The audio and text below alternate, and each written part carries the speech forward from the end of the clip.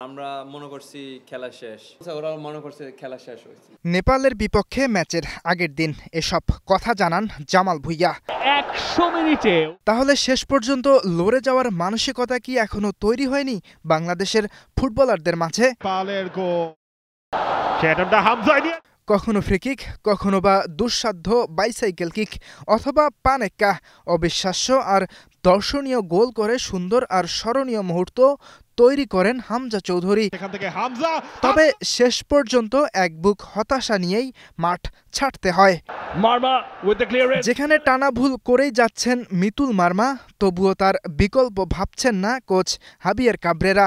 হংকংয়ের বিপক্ষে শেষের গোলটায় যেমন বল হাতে লাগার পরেও গ্রাউন্ড ব্লক করতে পারেননি মিতুল, নেপালের বিপক্ষেও করলেন একই ভুল।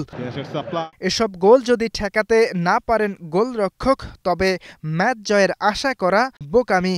ডিফেন্ডার হয়েও হামজা চৌধুরী টানা গোল করে দলকে দিচ্ছেন ফরওয়ার্ডের সার্ভিস, তবে তার পক্ষে তো আর গোলরক্ষকের দায়িত্ব পালন করা সম্ভব নয়। হামজারে বিক্রি করে ভাই, বাবু পেট চালাইতেছে ভাই।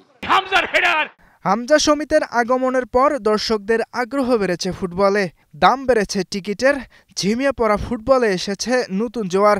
তবুও কাবরেরার একের পর এক ব্যর্থতা যেন চোখে পড়ছে না বাফুফের।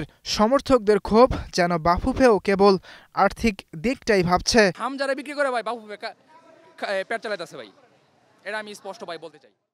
পদে পদে কাবরেরার ভুল ছিল এবং সেই ভুলকে আসলে বাফুফে আজ পর্যন্ত লিগালাইজ করেই যাচ্ছে। ইয়াসির আরাফাত সবুজ, আমি জানি স্টার নিউজ। আসলে এখানে উদাহরণ দিলে অনেক সাংঘর্ষিক একটা উদাহরণ দেওয়া যায়, কিন্তু আমি দিব না।